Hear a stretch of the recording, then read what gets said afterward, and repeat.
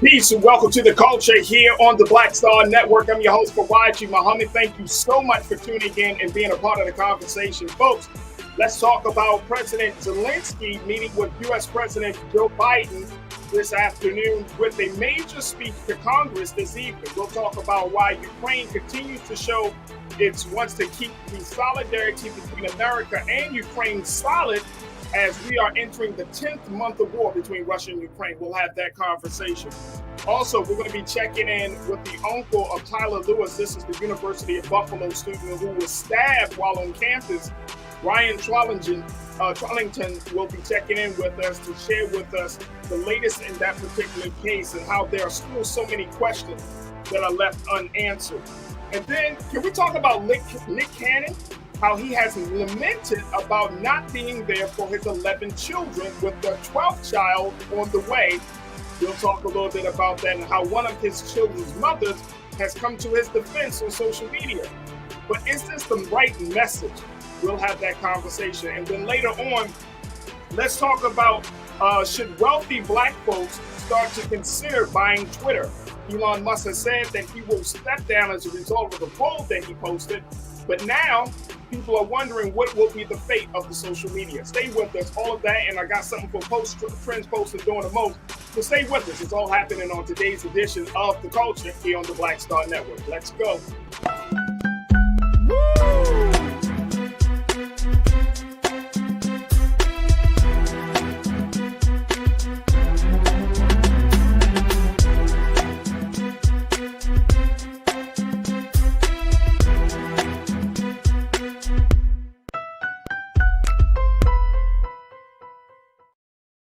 All right, folks, welcome to The Culture here on the Black Star Network. I'm your host, Faraji Muhammad. Thank you so much for tuning in and being a part of the conversation.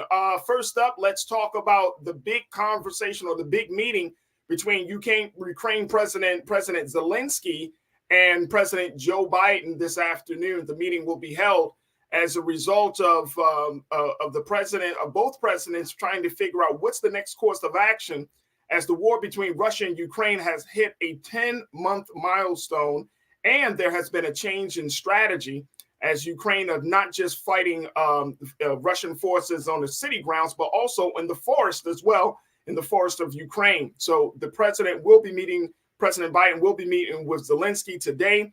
And then at around the 7:30 mark this evening, President Zelenskyy is scheduled to talk to all of Congress to further solidify the partnership between America and Ukraine. Let's talk a little bit about this as I'm joined by our New Culture crew member, Suzette Speaks. She's the TV host and attorney. You can definitely check her out on her YouTube show, Suzette Speaks. And we are so happy that she's joining our team. She joined our team today to be a part of the conversation. Suzette, how are you this afternoon? Fantastic. Season's greetings to you, Faraji, and to everybody watching. Thank you so much for having me. Absolutely, absolutely. All right, Suzette, let's talk a little bit about what's going on in D.C. Another big meeting between the president. Some people, it's been reported, Suzette, that this is a quote-unquote surprise visit by Zelenskyy. But regardless of the matter, the president is going to take some time away from his busy schedule to meet with President Zelenskyy of Ukraine and to shore up the support that America has already given Ukraine. Now, the president is also expected to share that he's planning to allocate more funds to Ukrainian forces in the billions of dollars. It's a big deal. It is a huge deal, even during a time when the sentiment of Americans across this country are questioning, what is this all for? What do you make of this situation, Suzette? Well, first and foremost, we are learning that war is expensive, extremely expensive. And it is in our microwave, short attention span climate where we in the United States have probably even forgotten somewhat about what's going on. There is a ground war happening on lands in Europe for the first time since World War II. This is an extremely pivotal moment for President Zelenskyy, and he realizes that with the change in our U.S. House of Representatives, with the Republicans now taking over the majority. He does not want policy shifts and wants to ensure that he has the United States' backing, not only in sentiment, but of course financially. We are very fortunate that we have not had to, with the exception of Pearl Harbor, to experience war on our home front. But he is living it, breathing it, and has been a beacon of hope for his people over the last several months, as you mentioned. What strikes me about this is that I've never seen, and again, taking kind of a shorter view, last 30 years, someone who is in the middle of such a pivotal war come to the United States, to the White House, to meet currently with a leader while the war is going on. Of course, they had to make it somewhat of a surprise because, of course, Vladimir Putin is watching every move and has gone to new levels of destruction. He has started, or over the last several weeks, has been attacking the infrastructure related to the power grid in Ukraine. As you may not know, or some of you may, who are following what's going on over there, this is a kind of a human rights condition, really, because it gets so cold and it's wintertime in Ukraine. And instead of fighting soldiers, face to face or on the battlefield, he is now attacking civilian, or has been attacking civilian strongholds where he is looking at the energy grid as a weapon of war. So you have people literally freezing while this war is occurring. And so Mr. Zelenskyy is here to plead his case. He is going to get the audience with the joint session of Congress, as you mentioned, later on this evening. That shows how much of an important visit this is for us. I know strategically we would rather have, or I believe the U.S. government would rather have Zelenskyy fighting Mr. Putin directly and supporting his efforts, as opposed to us getting kind of entangled through kind of a NATO, which I say domino effect, if this goes any further. So it's very important for us to pay attention to this visit. Absolutely. And this is an entanglement that I don't even think Jada Pinkett would have agreed to. Poor sense of word choice. Yes, okay. But it's I mean, it's an expensive entanglement, considering it comes to the tune of $1.85 billion that the U.S. has already agreed to support Kyiv and Ukrainian forces. Another 1.8. I mean, there's already been billions of dollars that has been spent on this situation, but now it's just money is just going. And my concern is, one is that I think a lot of American folks trying to figure out, like, what to what end, right? We're talking about all of these domestic issues that have yet to be really addressed, or these domestic issues that have yet to be really funded, and we're dealing with a situation over there. And I think that has always been one of the huge challenges of this country, traditionally and historically, that when wars are fought on foreign ground and America invests in those countries of interest, that the American people feel like, who's picking up the tab for this one? And I think that's one of the key things that I don't think that this White House has really communicated. And I mean, this is not just about Biden. Republicans don't communicate things when they make big decisions. I'm talking about like a President Bush or past Republican presidents. The Washington don't talk to the American people and say, hey, we want to send $1.8 billion of your money that's coming from some pot. All these taxpayers here, yeah. Is that okay? I mean, there's no conversation. It's just, and I mean, maybe we shouldn't expect a conversation, but I'm just thinking, like, $1.8 billion can help out a lot in America, not across the waters. I have so much empathy for people who are screaming, you always say, U.S. government, we don't have the money. But all of a sudden, when it's time to fund war efforts, all of a sudden we have billions and billions of dollars. I think what is critical to realize is that U.S. foreign aid is a huge part of our government's budget on a regular basis. It just so happens that because we are in this kind of funding cycle when it comes to Ukraine, we are more aware. But we spend a lot of money overseas, billions of dollars, to create stability, to promote democracy, to promote education, to protect the rights of women. There are all kinds of public policy initiatives that go on across the globe. So this one in particular, though, has begun to kind of I don't know, wane a little bit when it comes to the favorability of the American public. I know with time going by, you know, our soundbite society, we are now like, wait a minute, do we need to be over there? We were a critical part, I think, especially in the beginning stages of being somewhat of a deterrent. I think we, in my personal opinion, need to keep to a certain level funding this war and helping the Ukrainians fight Vladimir Putin on their turf, so that we don't become entangled, like I said, even further, as this can grow into a world war, honestly, with, you know, just the drop of a wrong bullet or bomb in the wrong state. So it seems like, oh my goodness, we should be doing other things, but it is still a very critical ground war that we need to support. Absolutely. All right, folks, we got to take a quick pause. When we come forward, we're going to continue our conversation about this meeting between President Biden and President Zelenskyy.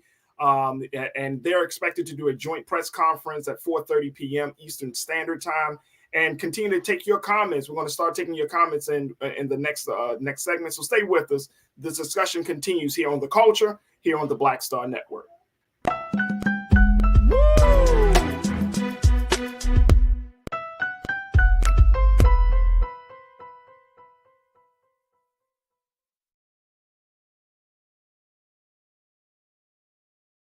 When you talk about blackness and what happens in black culture, we're about covering these things that matter to us, speaking to our issues and concerns. This is a genuine people-powered movement. There's a lot of stuff that we're not getting. You get it, and you spread the word. We wish to plead our own cause. Too long have others spoken for us. We cannot tell our own story if we can't pay for it. This is about covering us. Invest in black-owned media. Your dollars matter. We don't have to keep asking them to cover our stuff. So please support us in what we do, folks. We want to hit 2,000 people, $50 this month, raise $100,000. We're behind 100,000, so we want to hit that. Y'all money makes this possible. Checks and money orders go to P.O. Box 57196, Washington, D.C. 20037-0196. The Cash App is $RM Unfiltered. PayPal is R Martin Unfiltered. Venmo is RM Unfiltered. Zelle is Roland at RolandSMartin.com. Black Star Network is here. Oh, no punch! I'm real revolutionary right now. Thank you for being the voice of Black America. All momentum we have now, we have to keep this going. The video looks phenomenal. See, this difference between Black Star Network and black-owned media and something like CNN. You can't be black-owned media and be scared. It's time to be smart. Bring your eyeballs home. You dig? Hatred on the streets, a horrific scene, a white nationalist rally that descended into deadly violence. White people are losing their damn minds. As an angry pro-Trump mob storms the U.S. Capitol, we're about to see the rise of what I call white minority resistance. We have seen white folks in this country who simply cannot tolerate black folks voting. I think what we're seeing is the inevitable result of violent denial. This is part of American history. Every time that people of color have made progress, whether real or symbolic, there has been what Carol Anderson at Emory University calls white rage as a backlash. This is the rise of the Proud Boys and the Boogaloo Boys. America, there's going to be more of this. Here's all the Proud Boys, guys. This country is getting increasingly racist in its behaviors and its attitudes because of the fear of white people. The fear that they're taking our jobs, they're taking our resources, they're taking our women. This is white fear.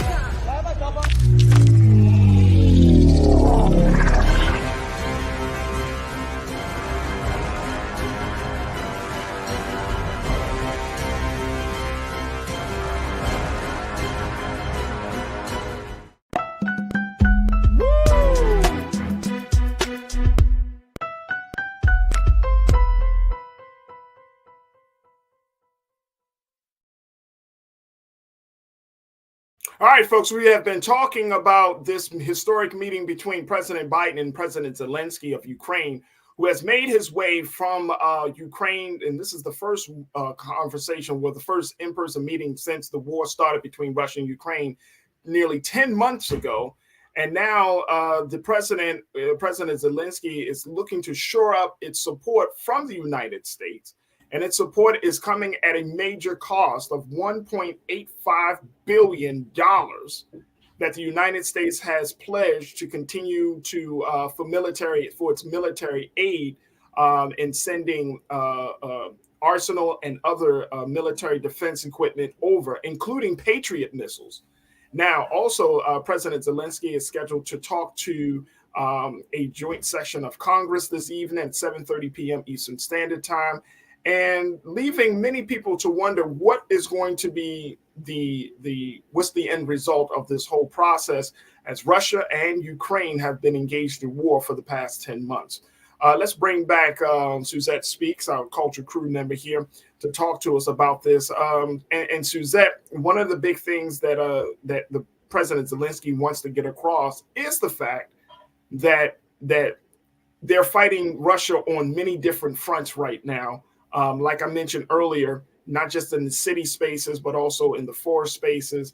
You mentioned, of course, the resources. But then we got to throw in the fact that the merchant of death is back home in Russia. So this war, and I saw President Putin put this word out, saying that even though he said he admits some mistakes in how the war has been fought from his side, there is no limit. This is the term he uses, that there is no limit to how far he will go to win this war. What does that mean to you, and how does that impact foreign policy for the United States in relationship to this crisis?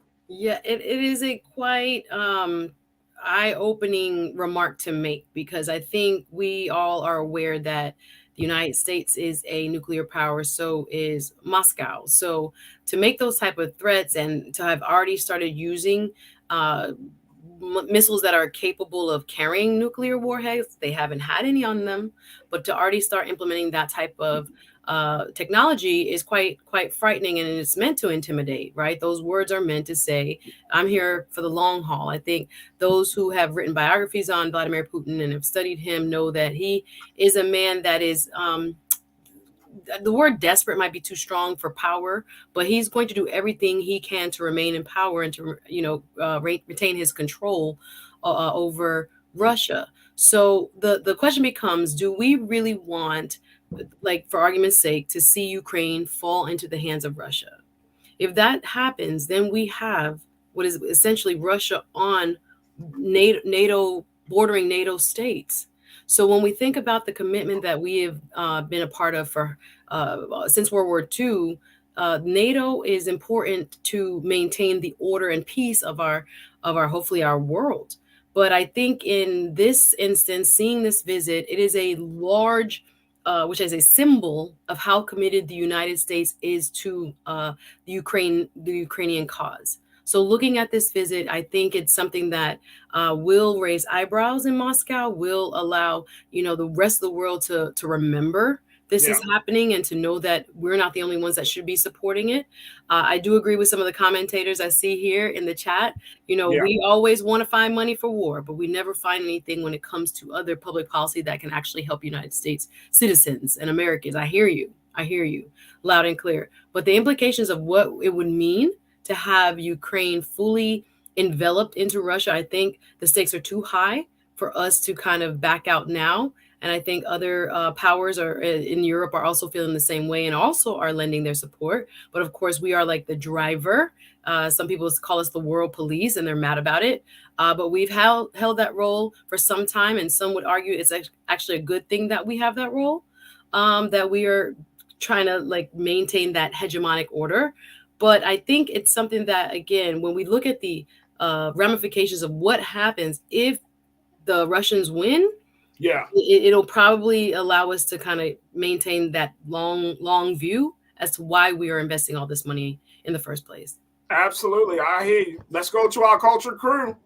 Our online culture crew, they're going to give it to us like they do. Giving it to us straight. Absolutely. Janelle, you checked in and said, look, the questions we should be asking is why we have allowed so much to go to the defense industry for decades before Ukraine without required accountability and real proof that it was to protect democracy. Valid point. Let me think on this, Janelle. Because America wants to be in control of everything. And powers that be got to make money. Look, this is a country that loves to be that number one superpower, quote unquote, right? Even though, I mean, we can, it's debatable that it might be China that might actually be the one of the top superpowers. It might be another country. But America has, to your point, Suzette, America loves being a superpower. We've been doing it for years, and unfortunately, it has gotten us into some real quagmires over the years. I mean, we don't have to think back far, like, oh, World War One. We could think about the Korean War. We could think about Pearl Harbor. We could think about Vietnam. We could think about the war in the first Gulf War, right? We could think about the second Gulf War. I mean, war is so unpredictable that you can't go into it thinking you're going to quote unquote win, because there are always some factors that you have not considered, and there are some factors that you did not know existed. So that's the unpredictability of war. Let me see here. Let's go to my sister Corinna. Corinna, you said take note of how Congress passed bills for Ukraine with no debate about how it will be paid. It has been some of the biggest bipartisan bills passed this year, but the media never mentions that part. Yeah, I would agree. But guess what? Guess what, folks? They don't care. I mean, seriously, and I mean this. We want to believe. Look, and it's Suzette. I'm convinced. We have, as the American people and constituents of this country, we have internalized democracy, right? So we have this expectation that democracy, communicating with the people, getting agreement by the people, making decisions, making decisions that are approved by the people. We believe that. That's what we have been conditioned to believe. Those in power say, yeah, we're going to put that word out, but we're going to still do something else behind the doors. Behind the scenes, we're going to make some decisions based upon our interests, not necessarily based on what the people want. That's how I'm seeing it. Am I wrong in thinking that? No, I think it draws back to the two philosophies that we've seen even in the two presidents. One saying America first. I think, and again, in theory, that he didn't always apply it, but he would say that we should focus inward. We should look at what the people here, and again, for him, it wasn't everybody, but it was the people here that voted for him, was the truth. But nonetheless, he was an inward-looking president with the ideology, at least, that anything that we do should further American interests, and we should be focused on what was happening more so on American soil than other places. Then you have this other kind of school of thought, which is, again, the outward looking, that the more places that we have influence, the better we are economically in the long run anyway. This is why we just had the African leaders here. We're late to Africa. Quite frankly, Russia has been there. China has been there, building infrastructure, making deals with governments, funding whole governments in what they've done in terms of trying to find new spheres of influence. And again, that's the youngest continent, but we are now, okay, President Biden, extending an arm, we want to be there for you too. So if you are not involved overseas, there are other players that kind of fill that vacuum. I've seen it happen in the Caribbean as well.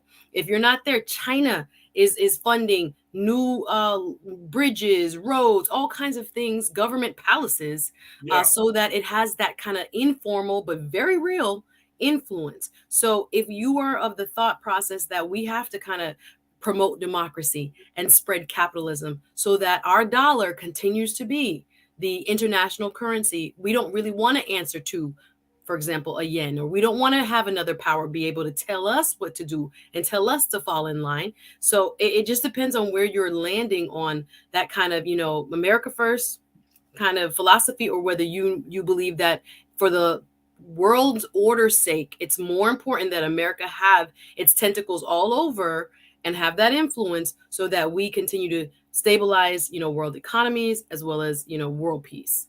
Absolutely. I couldn't agree with you more. Well, we're going to have to see what's going to be said from President Zelenskyy as he addressed the joint Congress, as he addressed Congress this evening. It's going to be very, very interesting. But just know, if there was a poll about whether America may, should continue to support Ukraine, they might be surprised at the results. But the sentiment is just not all the way there. That representative leadership sometimes it doesn't seem to be representative. Your point is the representatives ain't representing. I hear that. All right, look, we got to take another quick pause. When we come forward, folks, let's have a conversation about the unusual, unanswered, and unresolved case of Tyler Lewis. This is the University of Buffalo student who was stabbed to death while on campus, and his family is wondering what happened, why did it happen, and wants to hear some answers and get some accountability. We check in with Tyler's uncle on the next segment. So stay with us. That conversation is up next here on The Culture on the Black Star Network.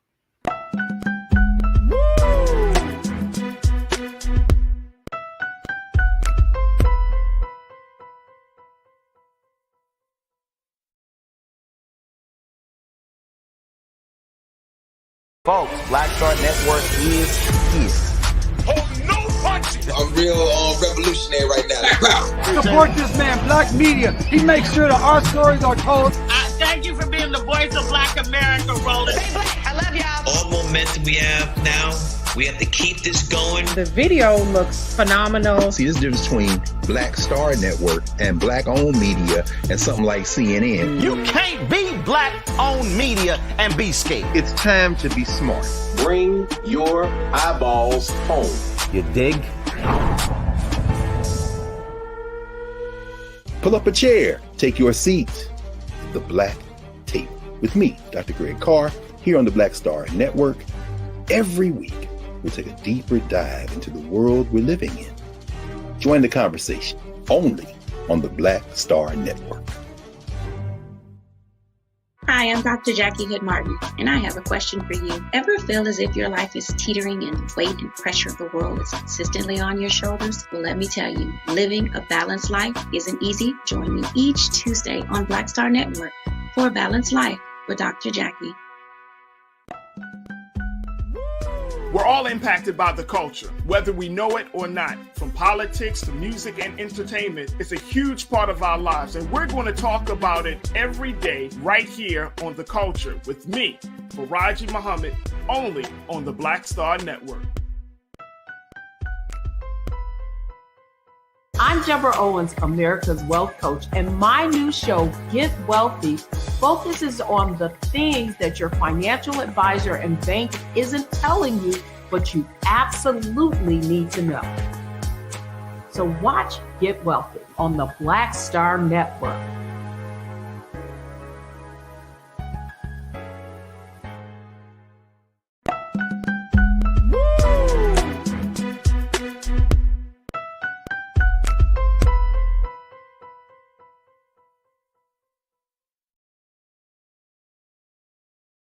Folks, in October of this year, 19-year-old Tyler Lewis was unfortunately stabbed to death on the campus of the University of Buffalo.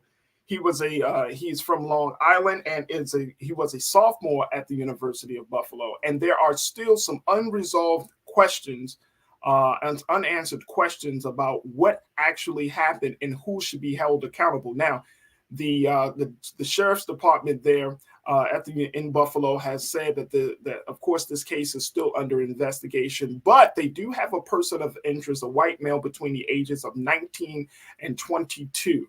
Even though when Tyler was found stabbed to death, he was with a group of friends who have all hired attorneys and have not answered questions in regards to what happened to Tyler Lewis. Here to talk to us a little bit about this case and to express some level of frustration around not getting certain questions answered is Tyler Lewis's uncle, Ryan Trollinger. Ryan is checking in with us on behalf of the family. Ryan, thank you so much for being with us, brother. We truly appreciate it. I think we got you on mute, brother. Are you on mute? Let me see. Can you hear me now? Yes, sir, brother. Thank you again, Ryan, for being with us this afternoon. Absolutely. And I appreciate you letting me leverage your platform to elevate Tyler's story. So thank you again. Absolutely. So unfortunately, your nephew was killed on campus back in October this year. But 2 months later, there are still a lot of questions. There's no real answers as to what happened on that fateful night of October 19th. Is that correct? Yes, absolutely. It's been 2.5 months, but it feels like yesterday that we lost Tyler. The holidays are upon us. My family is devastated. My sister is heartbroken. We're all heartbroken. Tyler was the youngest part of our family. Everybody gave the gifts were around Tyler. So like right now, nobody's really celebrating. So we're all broken.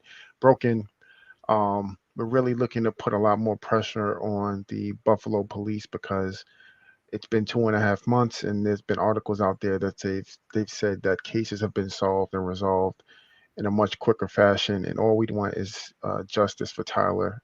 He deserves that. He's a young man. He had so much potential, and he didn't deserve this. Your sister Ronquisha Lewis. Ronquisha. Yep. Excuse me. Ronquisha Lewis. She has expressed frustration that there is in the local media that there has yet to be any answers. There's no sense of accountability. What has the sheriff's department, the Erie County Sheriff's Department, have told you and your sister, your family, as of today? Well, basically, as of now, a lot of the stuff that's already been in the news, as far as like there's a white male that was involved in this case. These are things that they've told just in the general news, and it's been 2.5 months. That doesn't seem like it's a long time, but it's been only moment is just it's just even more adds to the heartbreak. We're just trying to get answers. They've been very unclear as far as like what exactly has happened during that time. They have all of his phones, his computers, all of that. So I believe they have a scenario that they can bring forward and give us some more information. However, they haven't done so. Do you think this case is a case of race? I don't want to be inflammatory and say it's about race, but I want to say that race can possibly be a motivation or a factor in some way. I don't exactly know. I don't have any clues. I don't have a clear understanding of where they're at in the case. But we've seen this in the news previously, and Tyler was a good young man. He was very smart, going to school, doing the right things, all the things that you would want out of a young black man being raised in America, and his life to be taken so hard. We need to put more effort into ensuring that my nephew, my family is getting justice for this, because this is crazy. You think about all the stuff that's going on in the world. It's just like, how is this possible? Like it just doesn't feel real. And I could only imagine the pain, brother, of that your family may be going through, and even more pain the fact that you haven't gotten any answers about this case. It was mentioned and reported that Tyler at the night of his death, and he passed away on October 14th, not 19th. So I wanted to correct myself. But mentioned that he was with a group of friends, and now they have all retained lawyers. Correct. So what's going on with that? Like, who were the friends? Were any of his friends white friends? Are these a mixed group of friends? So this is part of the information that we don't have as well today. So they told her that he was with a group of friends going to a party. They haven't given us really clear details as far as like what Tyler was, what are the mishappenings, like, or the happenings, so to speak. Like they mentioned that he got there at 7 o'clock. There was an altercation, and Tyler happened to get stabbed. So they didn't mention anything else, related to the case. That's pretty much all we have. And was he the only person that was stabbed that night? He was the only person. Wow. Talk to us about, Brother Ryan, talk to us about this tracker that your sister, his mother, Rakisha, put on his phone. Yeah, absolutely. So I believe it's a part of like the iPhone where you can kind of track your relatives or the part people in your family. So she had this, and she was able to track Tyler if he went anywhere, especially because, at 19-year-old, sometimes he has the car. You want to know where your son is. So that's part of what she was able to get, but it doesn't tell you exactly what the person's done. This person is, 20 miles away, but you don't know exactly what they're doing there. Now the police have accessed the phone, and have they found any clues from that? Don't know. We don't have any. They haven't given us any information around that. So I'm assuming that you and the family have retained an attorney on this for this case, Brother Ryan. We're in the process of that. Okay. At in the immediate time, we were speaking with the law enforcement, trying to get as much evidence and information as we can. Albeit not as much that we'd like at this moment. I'd like to say that I have full faith in the law enforcement, but as each moment goes on, it's being harder and harder to, you know, have confidence in them. Um, I know people have to do their job, and if I mess up on my job, I'm held accountable. I Sure. just want to make sure that the folks that are involved in this case, they're doing their due diligence to make sure that Tyler is brought to justice and our family has the truth of what happened. I want to bring back my culture crew member Suzette, who is an attorney on this Okay. for this. Suzette, what in a case like this with Ryan and Rakisha and Tyler Lewis's family, like, what recourse can they take, given that they're not given as much information, and it's been 2.5 months at this point, Suzette? Yeah, I have to be very careful because I am a licensed attorney. So anything I say here is not direct legal advice to you. I don't know enough about the case. I've been trying to read up in preparation for today's show, but you need to, in my opinion, retain legal counsel as soon as possible. Just for informational purposes only, I've seen cases like this where there has been some sort of wrongful death. Here in Florida, of course, where families are trying to be as cooperative as they can with law enforcement. But sometimes, and again, I don't know the specifics of your case. You're going to have to speak to an attorney in your jurisdiction. There are these feelings, especially among Black folk, that if we are more cooperative and less combative or less aggressive, we'll get what we need.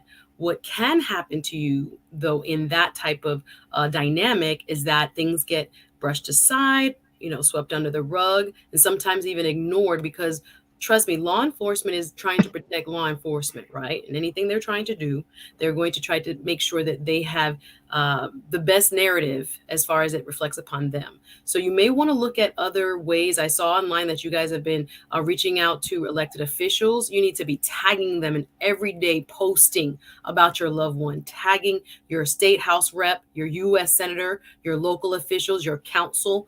The things that we sometimes have to do in order to get our loved one's name out there, it may be uncomfortable, but I think sometimes the court of public opinion can help push specifically law enforcement. It might be uncomfortable, but again, I would advise you to seek counsel from an attorney in your jurisdiction so that they can help guide you. But again, sometimes the quiet approach is not the best as far as the outcome that we desire. Yeah. Unfortunately, yeah, I believe you're 100% accurate because we know we've been cooperating, and it just seems like 19-year-old Black male going to school doing the right thing. You should want to help the family to solve this case, and as we've seen far too many times, some of this stuff with Black folks just gets swept under the rug, and that's disheartening. Yeah, we're going to give them the benefit of the doubt, but you got to look at Buffalo Police Department. I don't know what their track record is, but again, you want to stay on it. And again, I with much empathy for your family, this just doesn't seem right. There seems to be a lot of unanswered questions, and you need to, be pushy a little bit to get those answered. But definitely, as soon as possible, I would say retain counsel, so that you can get someone who is advocating, holding the press conferences for you, organizing for you. If you need to get local chapters of different advocacy groups involved, don't let them kind of lull you into letting time pass and important evidence going away and people lawyering up, that is so much red flag there. You need to get counsel.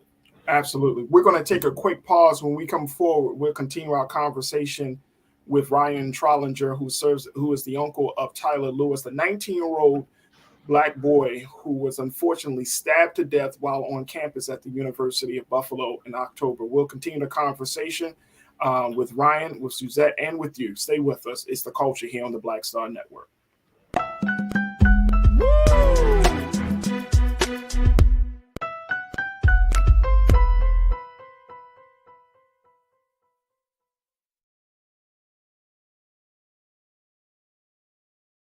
Black Star Network is here.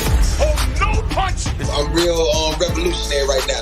Thank you for being the voice of Black America. All momentum we have now, we have to keep this going. The video looks phenomenal. See, this difference between Black Star Network and Black-owned media and something like CNN. You can't be Black-owned media and be scared. It's time to be smart. Bring your eyeballs home. You dig? When you talk about blackness and what happens in Black culture, we're about covering these things that matter to us, speaking to our issues and concerns. This is a genuine people-powered movement. There's a lot of stuff that we're not getting. You get it, and you spread the word. We wish to plead our own cause. Too long have others spoken for us. We cannot tell our own story if we can't pay for it. This is about covering us. Invest in Black-owned media. Your dollars matter. We don't have to keep asking them to cover our stuff. So please support us in what we do, folks. We want to hit 2,000 people, $50 this month, raise $100,000. We're behind 100,000, so we want to hit that. Y'all money makes this possible. Checks and money orders go to P.O. Box 57196, Washington, D.C. 20037-0196. The Cash App is $RM Unfiltered. PayPal is R Martin Unfiltered. Venmo is RM Unfiltered. Zelle is Roland at RolandSMartin.com.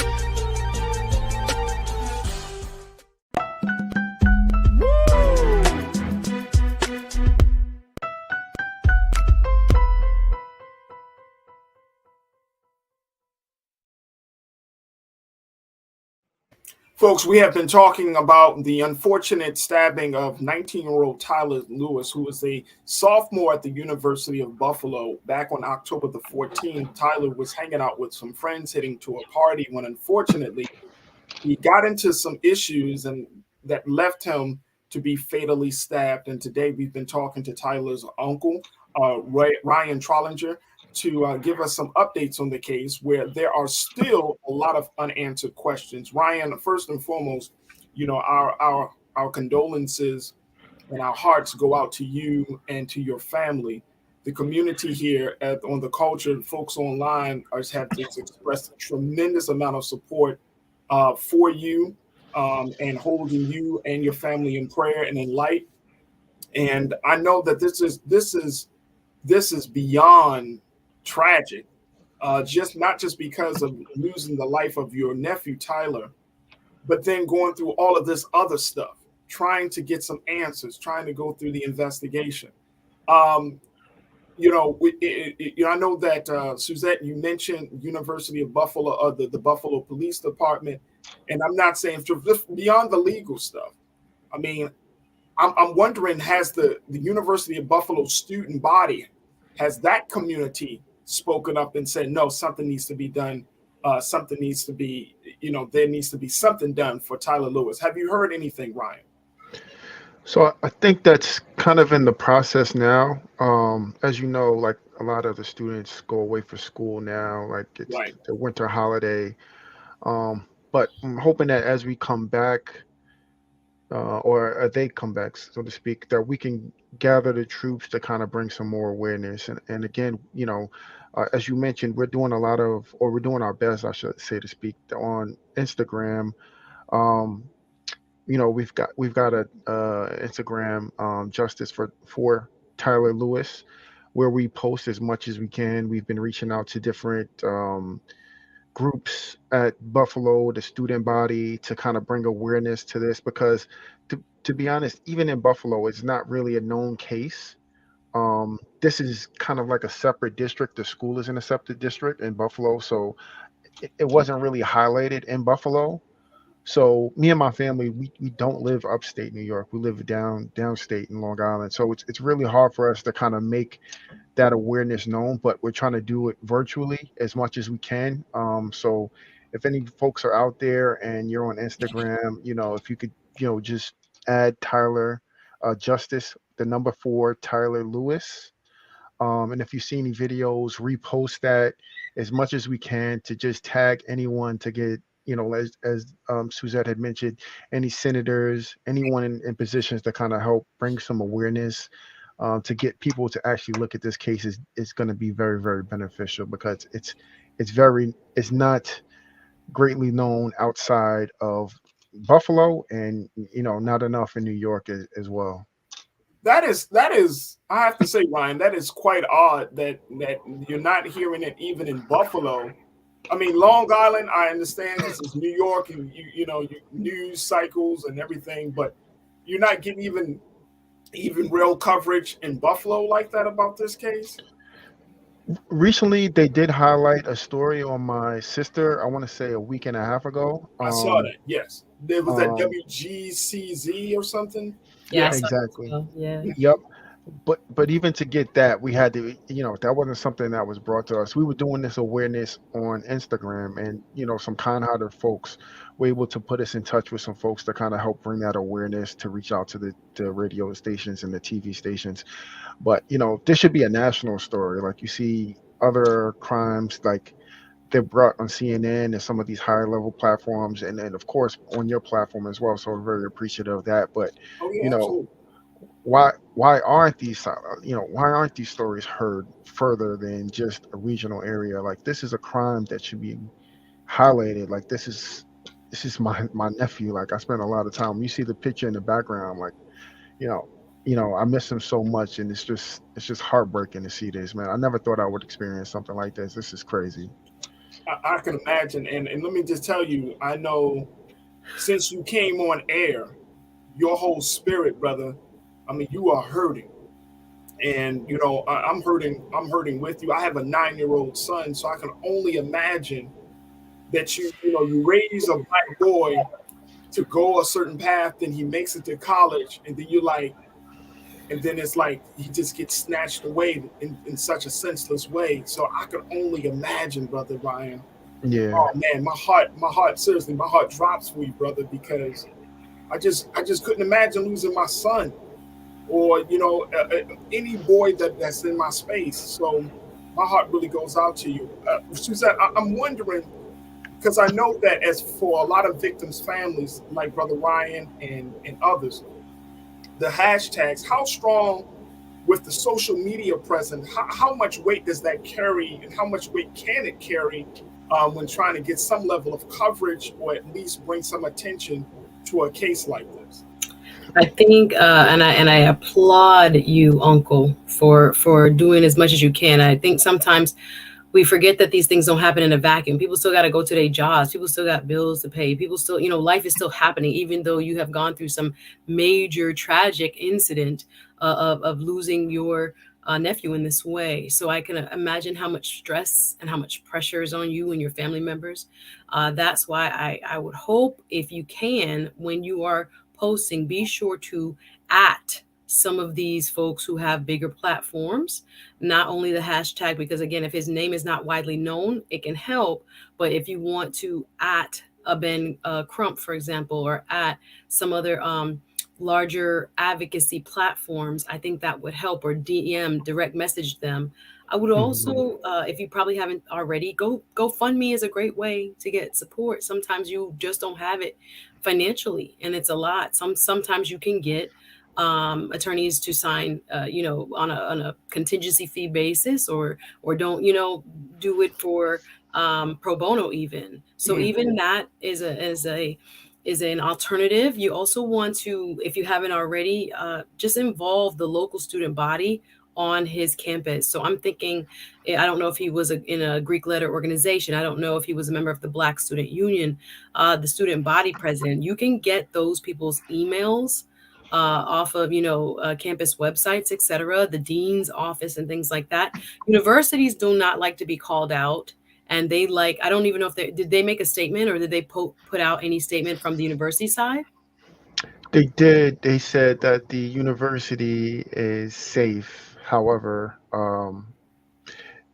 the person that had been apprehended, they immediately made that statement, which is understand that they want to reassure their student body that the campus is safe, but um, the person hasn't been arrested. How safe can it be? Yeah, it definitely is going to take its email campaign. It's going to take advocacy groups coming alongside you. So therefore, you're going to need some help. So I would probably set up a GoFundMe if one hasn't been set up, and also work on what you can do virtually through tagging and adding people, direct messaging people, as well as maybe emailing like one general email to a bunch of different email addresses for your locals and your national and your state elected officials, things like that, as well as people in and around the Buffalo community who do this type of advocacy work.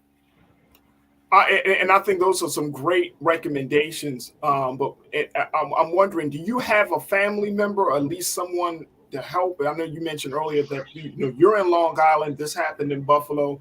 Is there a person that can serve as a liaison within the family between what's going on in Buffalo and Long Island? Not yet. It's been so far.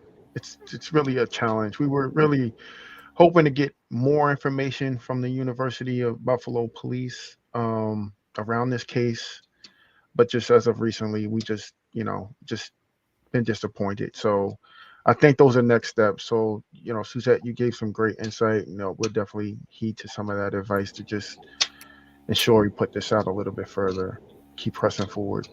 Well, this is what we're going to do. We're going to. I'm going to do my due diligence. I mean, of course, this platform is always open to you and your family, Brother Ryan. But then, of course, if you haven't talked to Brother Roland, to send it up to Brother Roland as well, and continue to just put it out there even more, because one thing about the Black Star Network. We have these stories and have these conversations about unjustified killing of Black people all across this country. And so Brother Roland covers these stories a lot. I cover these stories when they come to my attention as well. So I'm going to do my part. And Suzette has a YouTube. I would love to have you on. And we can start to build the network. And we can talk off air about some opportunities, some other folks that I think that will be helpful for you and your family to get the word out, because the media attention, and I mean, it's unfortunate, you gotta let, it's kind of like quote unquote, and I hate to use this term, but gotta put that story out there, sell that story, so that way it can kind of work its way all the way up to the top. Because to Suzette's point, a lot of these institutions and even these police departments, they don't move until they feel that public pressure. And this will be swept under the rug.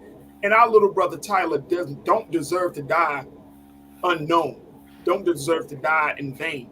And so we're not going to allow that by the grace of the Almighty, that we're going to make sure that his story of being the great nephew that he was, his story of being a phenomenal young Black man, his story of being a great student, his story of wanting to live, is going to be told properly. But it starts with us here at Black Star. So you have our full support, and we'll definitely get you connected, and I'll connect you with Suzette and others, and helping you to get this story out there. Is there anything else that you want us to know to help you in this process, Brother Ryan?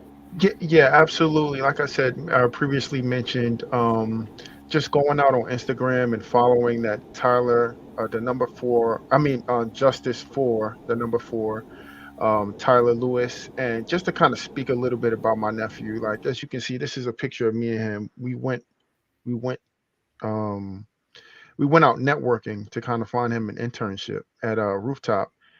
And Tyler wanted to be a very business-minded person. He was interested in real estate.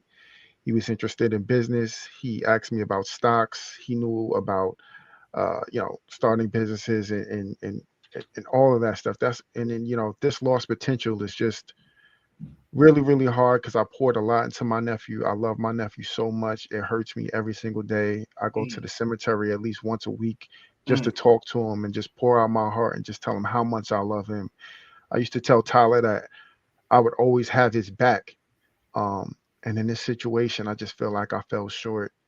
But this kid was so special. If you guys were ever to meet Tyler, like he would give you the shirt off his back. He had the biggest heart. He would go with his grandmother to church for the whole day. He would go out of his way to buy people stuff. Like this kid was just special. And like for him to go down like this, it just hurts. I can imagine, brother. I can imagine. Well, you have our full support. We will talk offline, and God willing, we'll get this story elevated even more and highlighted even more. And we truly appreciate you for taking time out to tell this story, to share the sentiments of your family. But trust me and trust and believe this, bro. You are home with Black Star Network. You are home with the culture. You are home with Suzette Speaks. We will support you in this effort. All right, Absolutely. Brother Juan? Bless you. Thank you so much. I appreciate you all for having me on today. Stay strong. Don't blame yourself. Stay strong. Oh, no, don't do that. Definitely don't do that. Give your sister, and I know she is probably going through it, but give your sister Wakisha all of the love and the blessings of us here on Black Star Network, brother. I'm telling you, we want to send her some good vibes, good energy, a lot of hugs. This is a trying time for you, her, and the family. We're here for you, bro. We are here for you. Thank you so much. I appreciate you, and love to your family during the holidays. I wish you guys, blessings. Absolutely. Thank you. Folks, we got to take another pause. When we come forward, let's have another conversation about culture and everything. But let's just give us a moment to take in all that you heard. Make sure y'all check out Justice for Tyler on Instagram. Be a part of the campaign to elevate his story so we can finally get some questions answered. Stay with us. It's the culture here on the Black Star Network.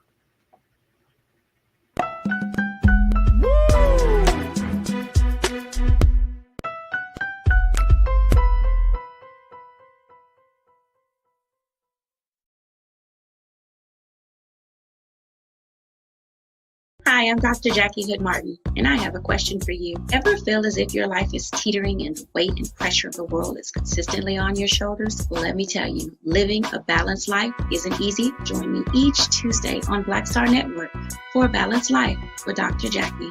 We'll laugh together, cry together, pull ourselves together, and cheer each other on. So join me for new shows each Tuesday on Black Star Network, A Balanced Life with Dr. Jackie.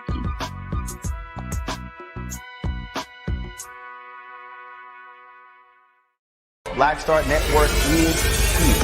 Oh, no punch! I'm real revolutionary right now. Thank you for being the voice of Black America. All momentum we have now, we have to keep this going. The video looks phenomenal. See, there's a difference between Black Star Network and black-owned media and something like CNN. You can't be black-owned media and be scared. It's time to be smart. Bring your eyeballs home. You dig?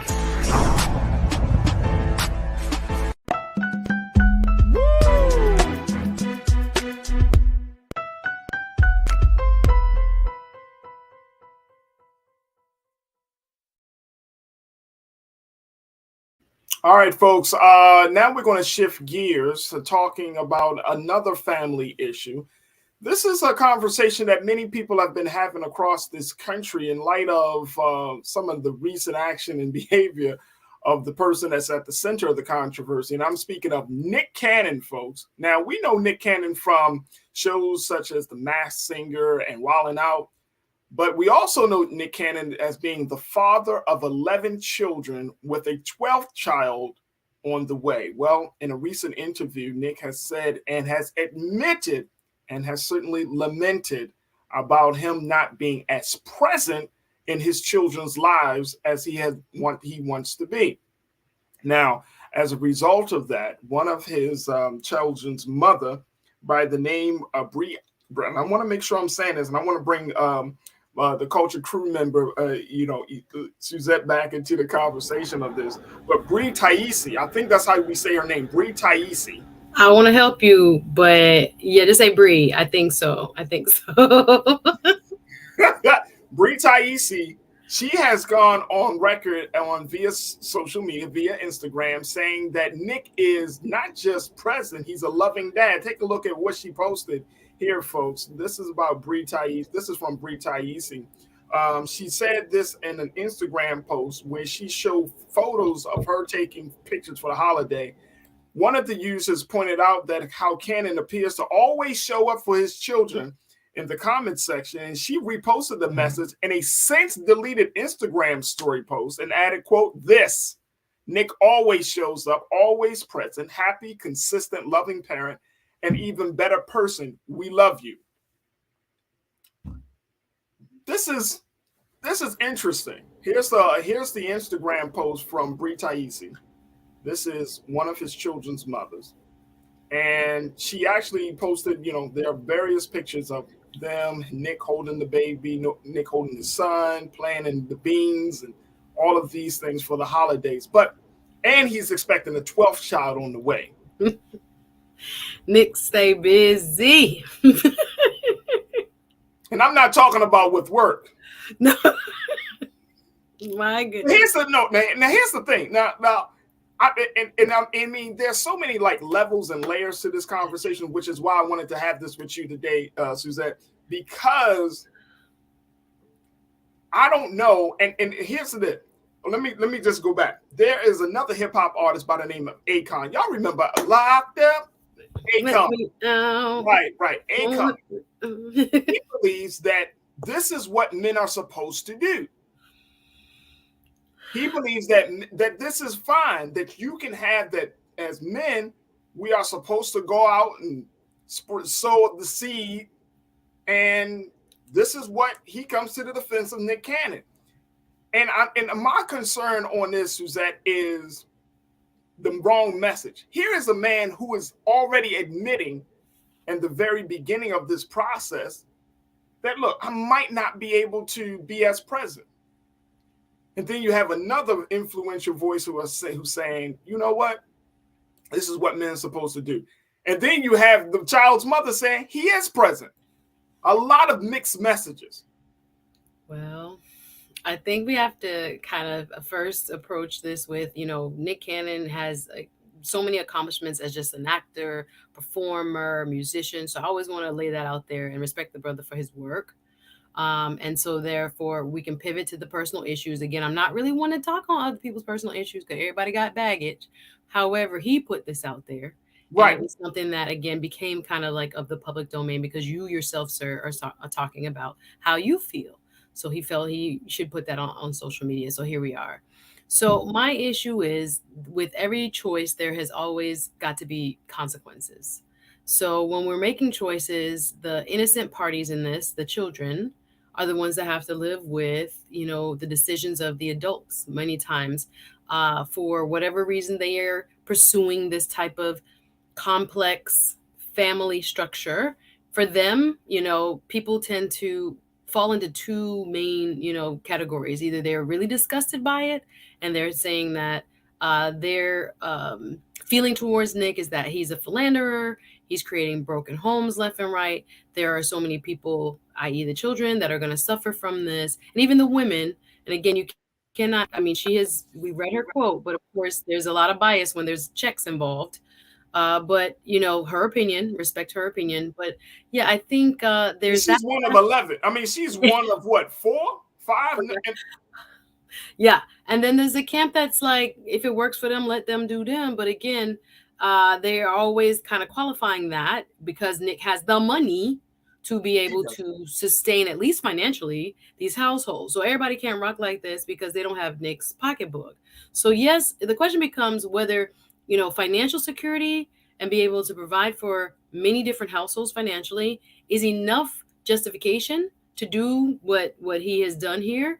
Or is there going to be perhaps long-term harm because he can't spend as much time as he has said himself in this kind of post, that he can't spend as much time and he feels guilty. It's a deep feeling. Parents feel guilty all the time, but for him to express that so openly, it says it's weighing on him. So there is more to the story. Obviously, we don't know the intricacies and the ins and outs of every day and who get Monday, Tuesday, Wednesday, Friday, next month, next week, and how the travel schedule goes. I'm really curious about that, just to see how he can try to attempt to balance. But yeah, the people who are going to end up with the outcome, the children of this arrangement long term don't have much of a say. So it's again, we got to weigh, balance the choices with the consequences that they are going to inevitably lead us to. And I don't think he's satisfied with his outcomes, or he wouldn't be right in that. I agree. All right, let me hear from, we're going to take a couple of comments because, of course, our online culture crew, Suzette, got a lot to say. Watching the chat, yes. They got a lot to say about this. Corinna, you said Nick is sick. Ouch. All these kids is ridiculous. They are not products, but living and breathing human beings. And I think that's the other part of this, right? That's the other part of this, that at the end of the day, they're children. Children need to be in a home where father and mother are present, or where there's a nurturing home, a caring home. They just need to have some energy, some various energy, some good balanced energy in that home, right? Yeah. But at the same time,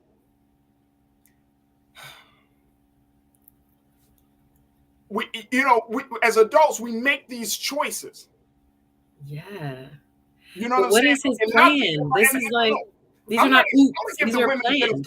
I'm gonna give the women the benefit of the doubt, because I play as a black man. I can't beat up on no black women for making this decision, right? So I can't speak to that. What I am speaking about is just that when you are an adult, quote unquote, a grown ass adult, you should be making some better choices beyond just the present moment, right? And we all fall short in that space. I'm not saying I'm perfect either. Yeah. My point is that as you mature, you really start to feel the sting of bad choices. Absolutely. You feel the burn of consequences. You like, now you're like, wait a minute. He must have had a plan. He must have thought he had a plan, but let me tell you, and let me tell you, I don't think, and I'm gonna be honest, I don't think Nick Cannon, and I'm not counting his pockets or anything, but he must have a lot of money to support 11 children. At a certain lifestyle, at a very high lifestyle. Yeah. You supporting 11 children. I don't know whether he lives in Los Angeles, if he lives in some other state. You stress. Stress. I mean, seriously. So you gotta, that dough must be rolling in. And if there's one thing you find it, but even beyond the finances, because everybody like, well, he got the money for it. It doesn't matter. The child needs their father. Yeah. They need the energy, they need the guidance, they need the constant love, they need the cultivation, they need their father. Yeah. That's what it comes down to. And for Akon to even come out and say, well, that's the way it's supposed to be, like, bruh, what are we saying? So now, then if the next generation of young black men go out and start sowing their seeds randomly, right? Then we're going to have a conversation on this show and other black shows where we're talking about what? Deadbeat dads, missing black fathers. And kids posting online like Lil Romeo. Hey, Lil Romeo, be like Lil Romeo and Kirk Franklin's sons. Exactly. I mean, not to laugh at that. It's real pain. They're actually, that's what I'm saying. Real trauma. Yeah. Real trauma. Real pain. Like you weren't there. Mom told me you were deadbeat. And when the checks stopped checking, then what? It's heavy. I mean, seriously, like, and that's the part about it. Like, it's all fun, it's all fodder, it's all celebrity gossip and all of that. But at the end of the day, these children, they're going to take the brunt of it. These relationships, I think somebody else pushed, let me make sure, I want to make sure. Turner family, you said, how is any parent going to show their children how a healthy relationship works when you're not even together? I don't agree that you always got to be together to show a healthy relationship, because how many of our parents have stayed together for the sake of children and they were miserable? Mm-mm. And you want to bring that misery into the household instead of allowing people to they can part ways and still be healthy about it. And just teaching your child that even if in disagreement, we can come back to a healthy place for the benefit of you. But you know, there has to be some maturity there in that piece as well. So I'm not fully in agreement with that Turner family. You know what I'm saying? Because why force people who don't want to be together to stay together for the sake of the children? That's an 18-year commitment at least. In this modern time, the average child don't leave the household, Suzette, until they like 23, 24, 25 years old. Then you want to break up. I'm like, come on, man. Nobody got that time to waste. Funny. All right, look, we got to take a quick pause. We're going to take more. We're going to get more comments. I'm going to continue to pick Suzette's brain on this issue. But what do you make of Nick Cannon lamenting about him feeling guilty that he's not going to be as present as his father for his 11 children? Post your comments and continue to join us here as we have that discussion. So stay tuned. That discussion continues here on The Culture on the Black Star Network.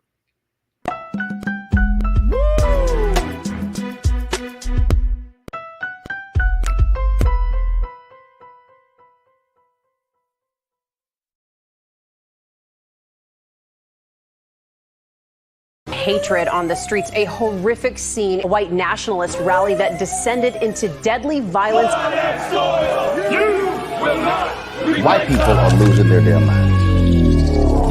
As an angry pro-Trump mob storms the U.S. Capitol, We're about to see the rise of what I call white minority resistance. We have seen white folks in this country who simply cannot tolerate black folks voting. I think what we're seeing is the inevitable result of violent denial. This is part of American history. Every time that people of color have made progress, whether real or symbolic, there has been what Carol Anderson at Emory University calls white rage as a backlash. This is the rise of the Proud Boys and the Boogaloo Boys. America, there's going to be more of this. Here's all the Proud Boys, guys. This country is getting increasingly racist in its behaviors and its attitudes because of the fear of white people. The fear that they're taking our jobs, they're taking our resources, they're taking our women. This is white fear.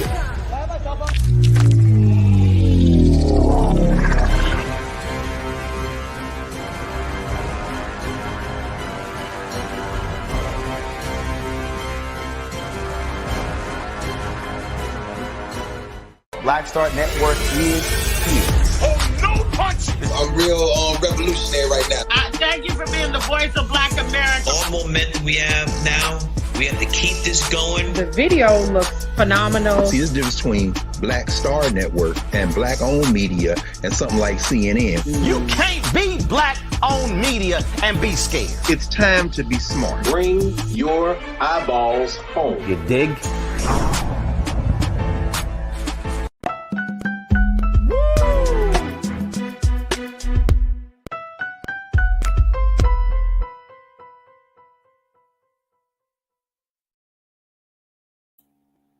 All right, folks, we have been having a conversation talking about the recent statements coming from superstar entertainer Nick Cannon, the host of The Masked Singer and Wildin' Out, where he has admitted that he feels guilty about not being as present for his 11 children as much as he wants to be.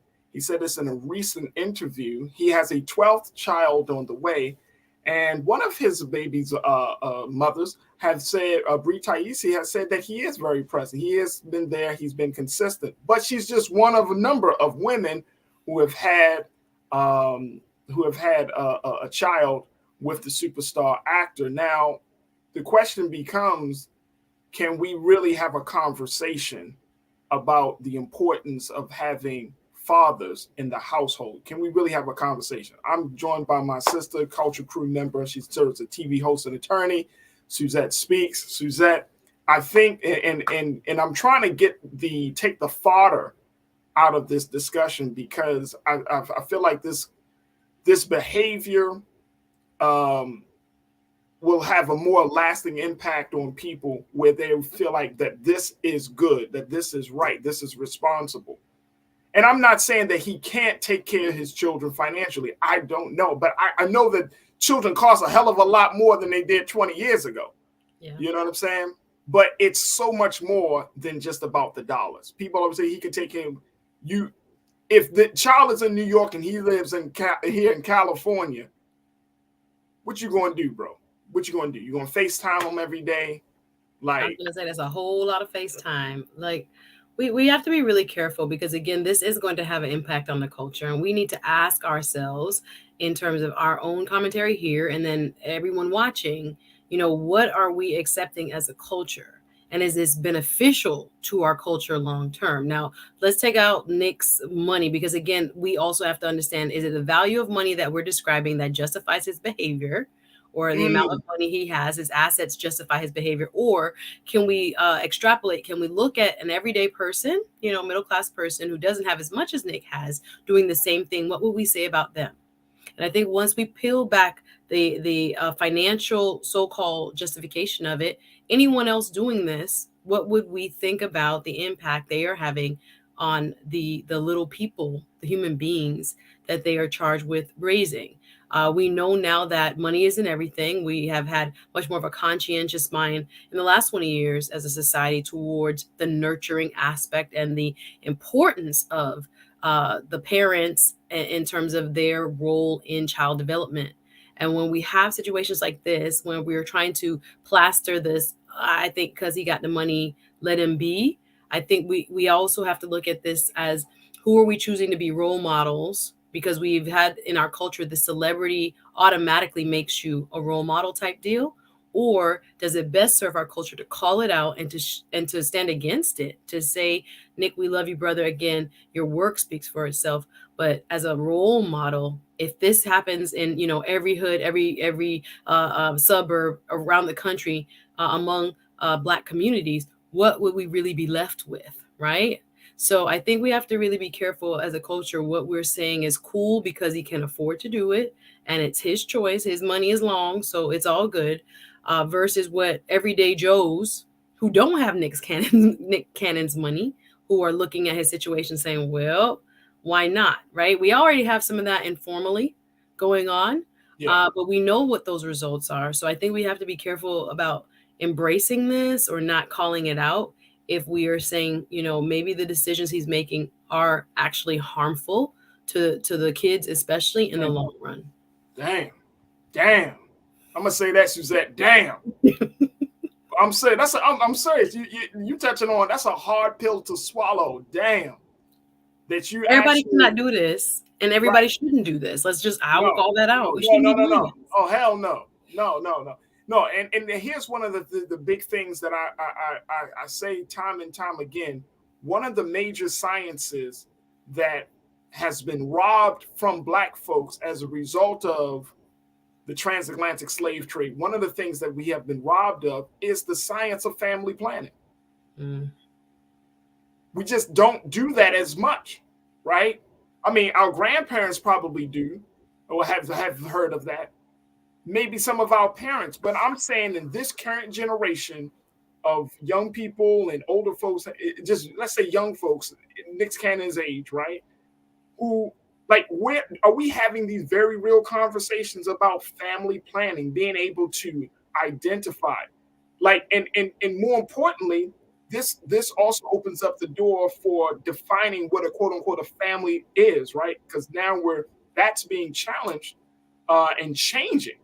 And so we understand that that's the culture of the way things are going. But family planning, like it's you when you have a child, you're not just living for yourself. When you bring a human being into this world, you are responsible, not the government, not the state, not your grandmother, not the teachers at the school.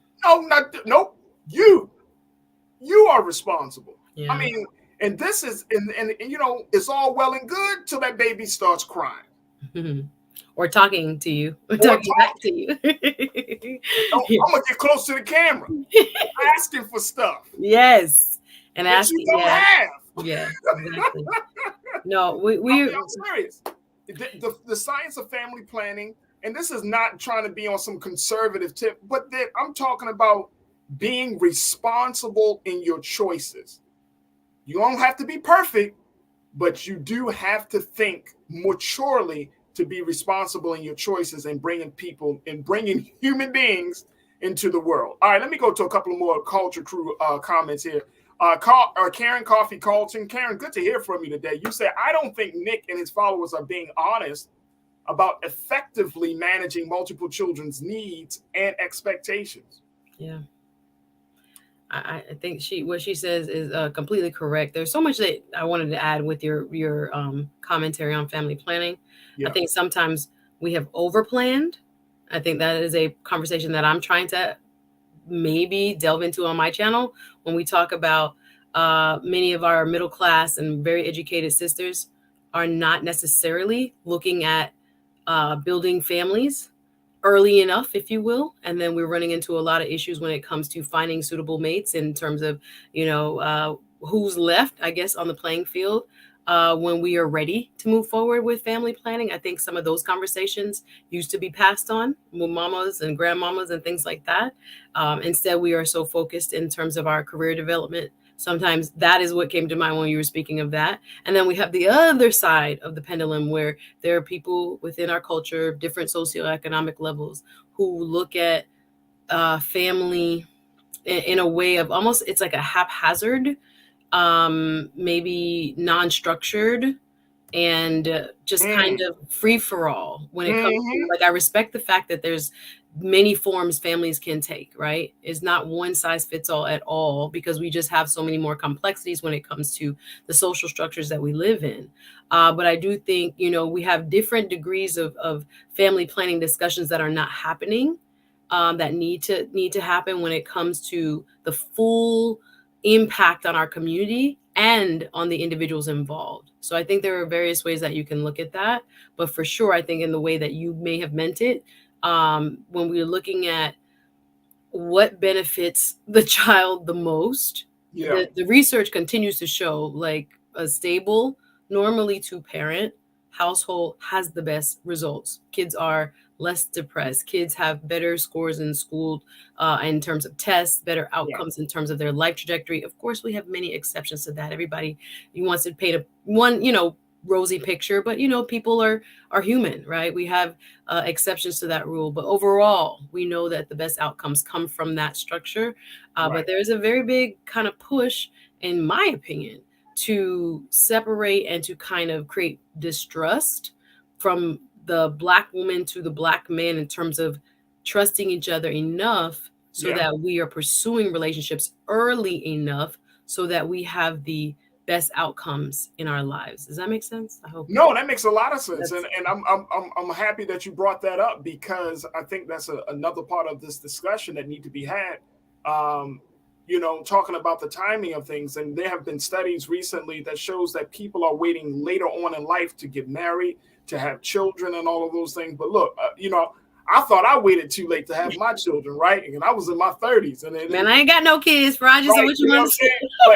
But let me tell you, once the later and later you get in life, and I'm sure some of our culture crew members can attest to it, like, life gets a little bit harder if you bring in a child into the world in your 40s and in your 50s. Mm-hmm.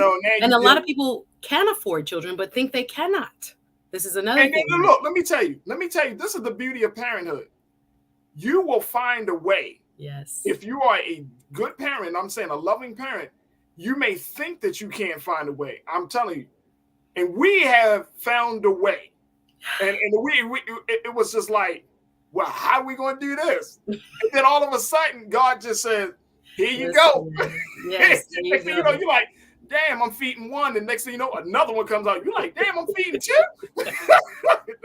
And you make it happen. You make it work. Yeah. You make it work. And God willing, your children come out to be decent little human beings. Yeah. They understand the sacrifice that's being made, but you will find a way. That's what parents do, because it's not always, and I'm saying, when I say family planning, and I'm not saying down to the minute, to the month, but down to the time frame of where you want to build a family. Like you mentioned, finding a suitable mate.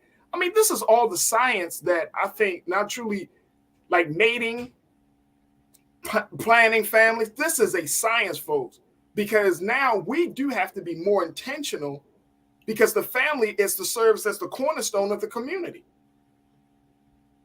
If I had a reggaeton, that's it. I mean, and we can act like that's not the case.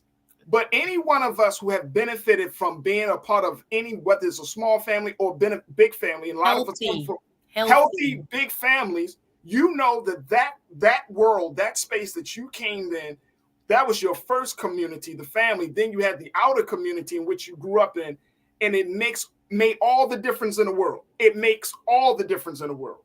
It gives, and we're talking about how can we add the best chances for life to take place in our community. I mean, and it's nothing crazy about that. It's nothing crazy that you want to have the necessary energies in the space of the growth and development of your children. It's nothing crazy that you want to have a community. Yeah. I don't want to have a hood. I want to have a neighborhood. I think we got to take a break for Raji. Yeah. Let's take a break. Let's take a quick pause. Folks, stay with us. More conversation here on The Culture, here on the Black Star Network.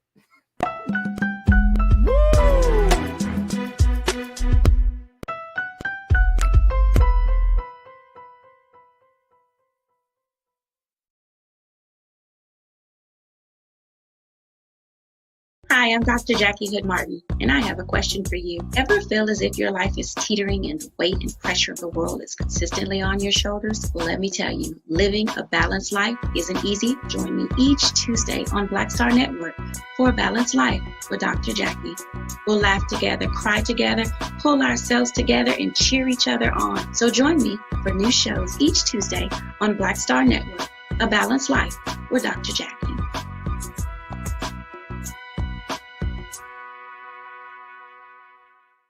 Black Star Network is here. Oh, no punch! I'm real revolutionary right now. Thank you for being the voice of Black America. All momentum we have now, we have to keep this going. The video looks phenomenal. See, there's a difference between Black Star Network and black-owned media and something like CNN. You can't be black-owned media and be scared. It's time to be smart. Bring your eyeballs home. You dig?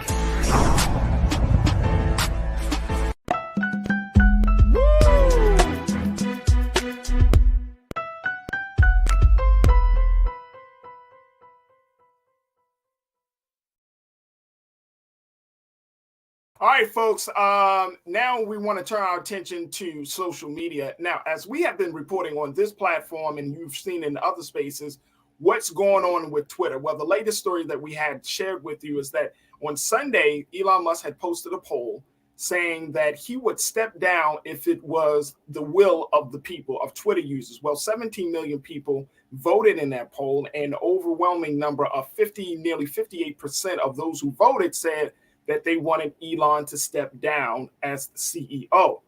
As a result of that, yesterday, the chief twit, I think that's what he called it, he came out and said in a statement that he would resign as Twitter's chief executive. Take a look at this, folks, that this is what Elon Musk put out. He said that he would resign as Twitter's chief executive officer when he found, quote, someone foolish enough to take the job. 2 days after he had asked his 122 million Twitter followers whether he should step down as the leader of the social media site, and a majority of respondents answered yes. Once he found someone foolish enough to take the job, he would step down. This is the headline from the New York Times, that when he will resign as the Twitter CEO when he finds a successor. Now, as a result of this announcement, there has been some conversation about who should head Twitter. The other part about Elon Musk is that he said he would step down as CEO, but would still retain ownership. So there has been some conversation in Black media spaces about who could possibly take over Twitter. And joining me, of course, is Suzette. Suzette, there have been a number of people that have been identified as potential CEOs, and even is going as far as owners. Like, who will save Twitter? That's the question that the Root put out there. And they have identified a number of people, which I thought was pretty interesting. They say a lot of wealthy Black folks, billionaires and some millionaires, who could possibly save the social media site. My question becomes, though, is this our battle to fight? as Black folks, do we need to look at Twitter and say, you know what, this is going to be our platform, so much so that we're willing to invest our time, our skills, our talents to save it?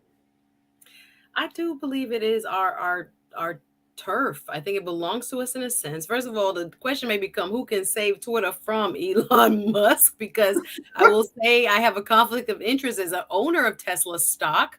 I'm glad all of you who voted in the Twitter. Tesla is hurting right now. Yes. I'm like, what is going on? Thank Tesla's you for those hurting. who voted in the Twitter poll and have this man come back to his senses, so to speak, because again, you can be brilliant in some areas, but not be a good administrator. And firing half your staff and seeing all of the changes that sometimes get implemented, then have to be rolled back, and not being able to kind of meet the expectations of what they were designed to do. It shows a lot. He exposed himself in terms of his ability to lead as, like I said, a top exec. Sometimes you got to let other people who can handle the job do the job. Elon, thank you. So that was quite surprising, I think, to all of us. So to your question, when it comes to should we actually be looking to invest or even own this space, I say yay. I say yes because of Black Twitter. As we have seen this platform develop over the last few years of its existence, Black Twitter has become just this powerful phenomenon that through this space, unlike any other, has allowed us an unfiltered, unified social exchange where we have been able to say what needs to be said, bring attention to issues and all types of policy and ways in which we can advocate for what we think is important. I think the Black Twitter space, which for those who may not know watching, is, this informal group of everybody from politicians to journalists to everyday folks who care and more. Who kind of have this unadulterated conversation that leads to change. Some of the top hashtags ever used on Twitter are related to Black people and our struggles. And we have become a very important cornerstone of what this, even though it hasn't been profitable, the value of this company has been. When you want to know what really happens and what needs to come out in terms of breaking news, you check Twitter. So I do think for preservation of the space, for what it has meant to Black Twitter and the continued community that has evolved and blossomed in the last 5-6 years, I think it might be worth looking at it and in terms of making it more, viable as far as a profit-making scheme or organization. And we need fresh blood. So good for Elon to realize sometimes when you need to kind of step out of your own way. And if a person of African descent wants to come through, I think it would be an awesome investment. It's going to be interesting. And I love, Lana, your take on this. You said, Elon, right when I made the jump, I'm enjoying the space. Elon realized it's a financial dump. It's ours to save because we are the content. Yes. Well said. Well said. Okay, Lana. Okay. Okay. Jawan, you checked in and say he should step down as owner too. Sell it to someone who won't actively work to dismantle it. Yeah, that's another part of that. Yep. So Jawan, I appreciate that. Let me just share with you with some of the names that have come up in this conversation. Let's start with Mr. Bob Johnson. Y'all remember Bob? Y'all know who Bob Johnson is. BET. The founder of BET, the former owner of the Charlotte Bobcats, Bob Johnson. He's been one of the top investors. He's a major player, billionaire at the forefront.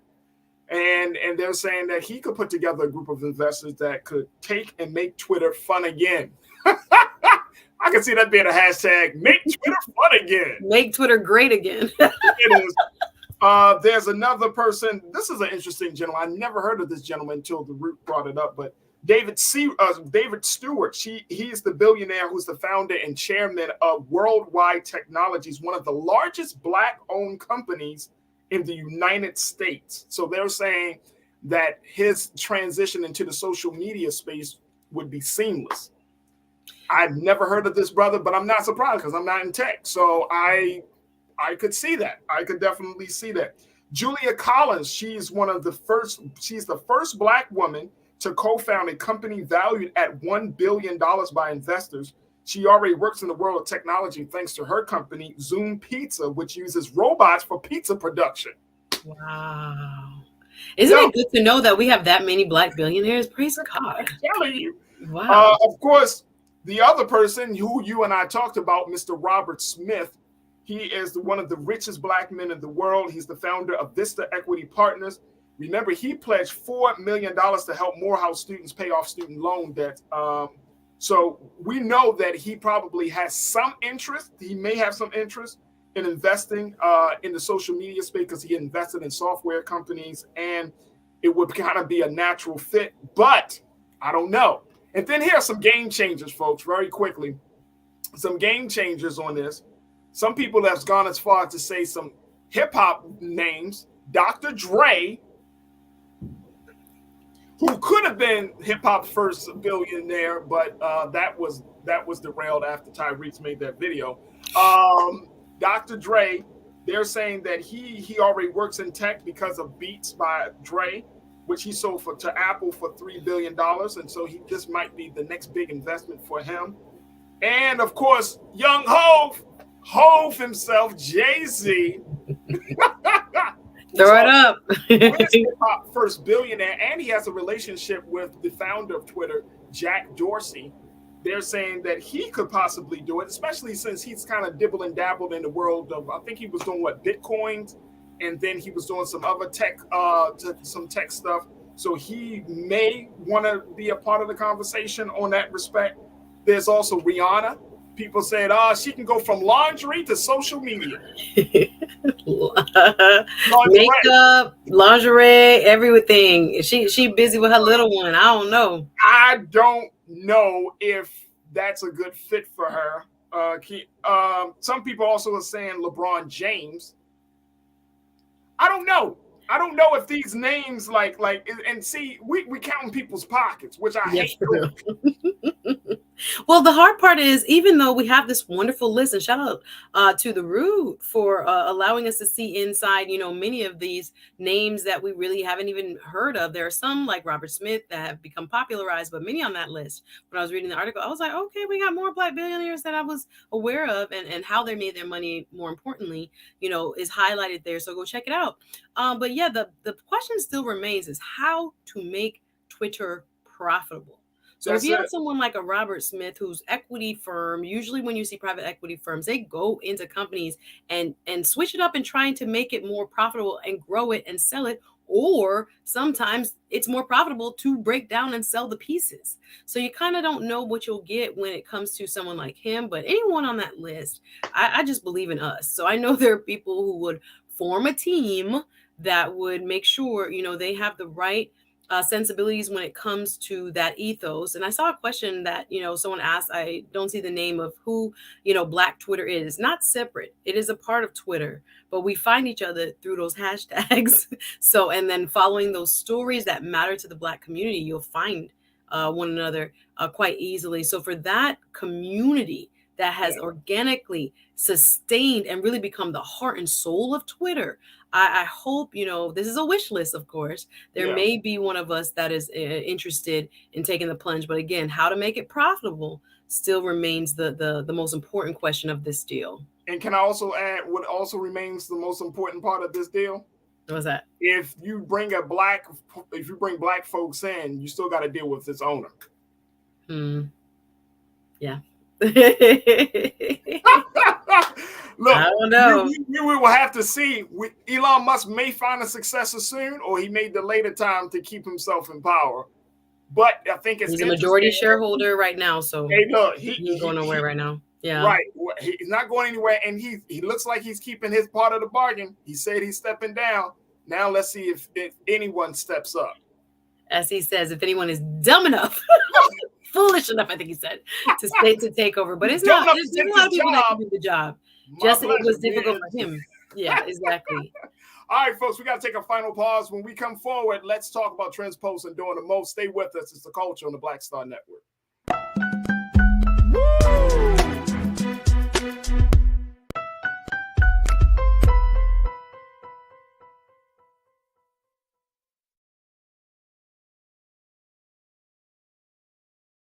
hatred on the streets, a horrific scene, a white nationalist rally that descended into deadly violence. White people are losing their damn minds. As an angry pro-Trump mob storms the U.S. Capitol, we've seen We're about to see the rise of what I call white minority resistance. We have seen white folks in this country who simply cannot tolerate black folks voting. I think what we're seeing is the inevitable result of violent denial. This is part of American history. Every time that people of color have made progress, whether real or symbolic, there has been what Carol Anderson at Emory University calls white rage as a backlash. This is the rise of the Proud Boys and the Boogaloo Boys. America, there's going to be more of this. Here's all the Proud Boys, guys. This country is getting increasingly racist in its behaviors and its attitudes because of the fear of white people. The fear that they're taking our jobs, they're taking our resources, they're taking our women. This is white fear.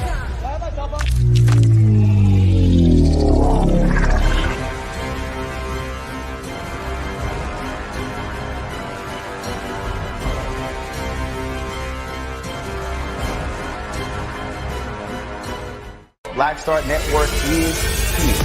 Oh, no punch! I'm real revolutionary right now. Thank you for being the voice of Black America. All momentum we have now, we have to keep this going. The video looks phenomenal. See, this difference between Black Star Network and black-owned media and something like CNN. You can't be black-owned media and be scared. It's time to be smart. Bring your eyeballs home. You dig?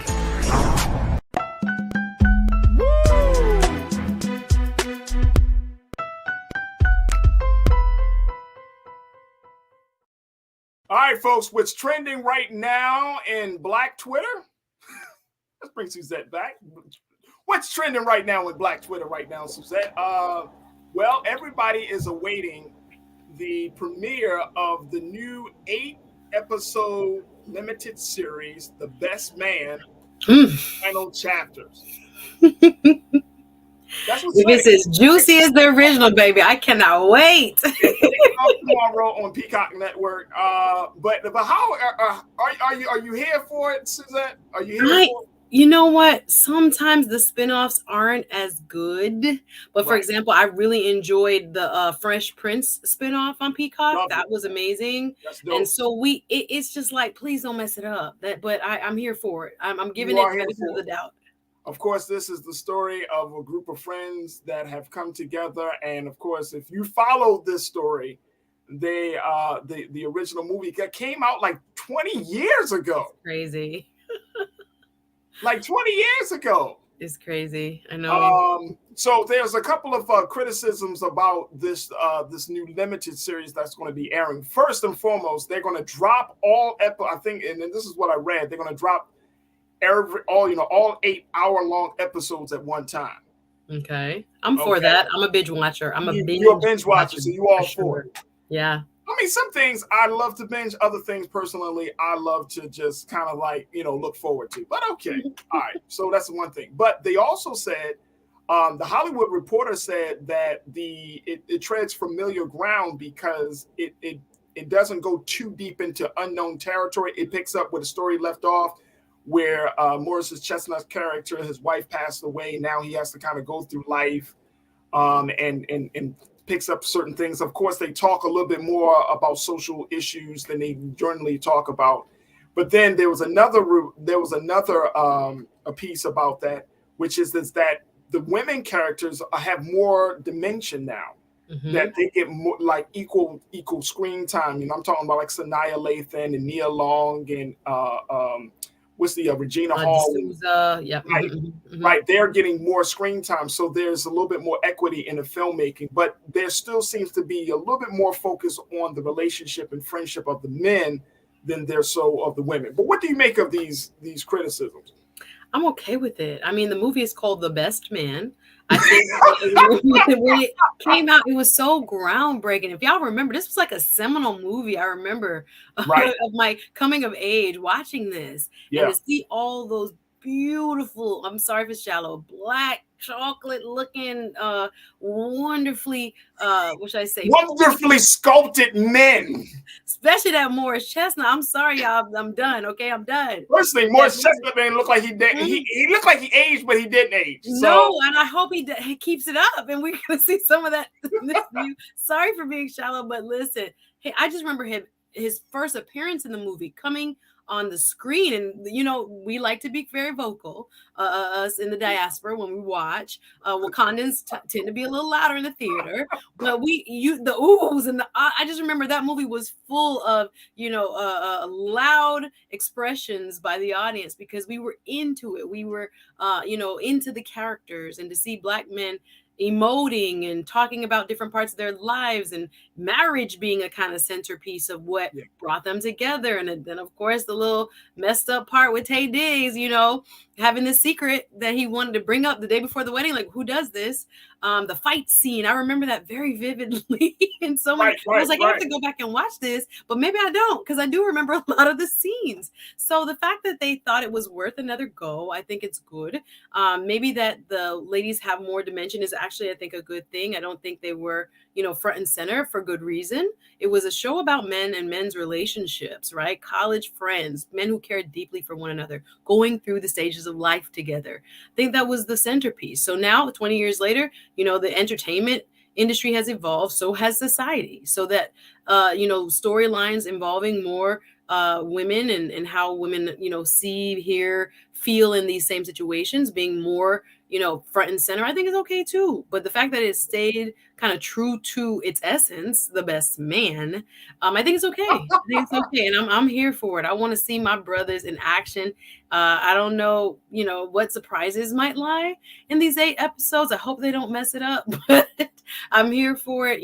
Good Black art is what I'm here for. So I can't wait to I'm for it. I'm definitely here for it, and I want to see it. And there's nothing wrong with having beautiful people, beautiful Black folks on screen. Nothing There's wrong with that. I love it. But I think that it's films like this.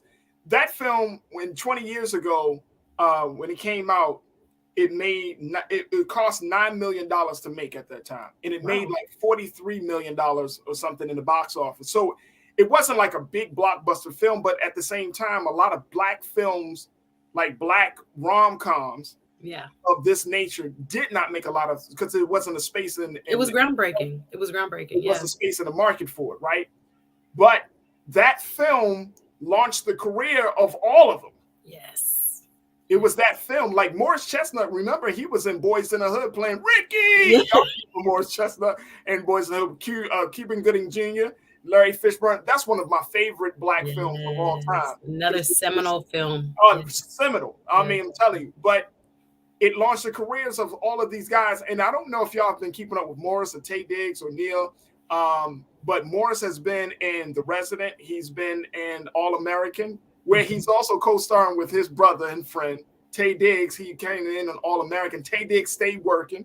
So, you're seeing all of these different actors. Terrence Howard, of course, we know his rise. That's from the film. He's one of my favorite characters in the film. Nia Long. We've seen Regina Hall taking a much more serious note. So, it's beautiful to see it, and I'm definitely here for it. I hope that the only thing that can kill this limited series, Suzette, is bad writing. Yes, I was just thinking that. I was like, I hope the writers got it together, because again, for these people to even be working in Hollywood 20 years later says a lot, right? Big thing. I'm excited for each and every one of them. The showrunner for this limited series comes out of the Insecure camp, where she was working with. It's a Black woman. She was working with Issa Rae on Insecure, so she's taken on the helm of being the showrunner for this limited series. So there is a lot of Black culture connected to it. So I hope that folks check it out, and we can have a conversation about it. You know what I'm saying? Let's see people. I'm here for it. I will be watching. Do a little review of it. I'm with it. I'm with it. I think again, it also with this kind of renaissance of what's old. I can't believe it's called old now, but like that old culture of hip hop now becoming, renewed or refreshed again. I just think it's a part of, the imprint it had on Black culture. All these years later, we're still interested in the best man. So for the kids who weren't around when it was first made and how important it was for us to see, positive images, Black men in their full glory. Again, intelligent conversations, great writing, compelling storylines, lots of passionate, scenes. It was beautiful. It was a beautiful piece of art. So the fact that it was, it was seen as something that was so good enough to revive it, I'm really excited for what it might be. So fingers crossed. Fingers crossed. Well, Suzette, I appreciate you. We know that you got your YouTube show. We're always looking forward to you. I had a chance to tune into a couple of the episodes. Yes, you did. Dope. Thank you. Dope. Yes, so make sure y'all check out Suzette Speaks on YouTube for her show. Go over and sub, please. Sub. I need subs. Subscribe to it and support her because she is a phenomenal host, art, and guest as well. So, I think we are live. Hey, everyone. Absolutely. There it is. All right, Suzette, thank you so much for being so good for the culture today. We truly appreciate you. Thank you. Bye, everybody. All right. Thank you. All right, folks, that's going to do it for us. Make sure y'all show y'all support for Black Star Network.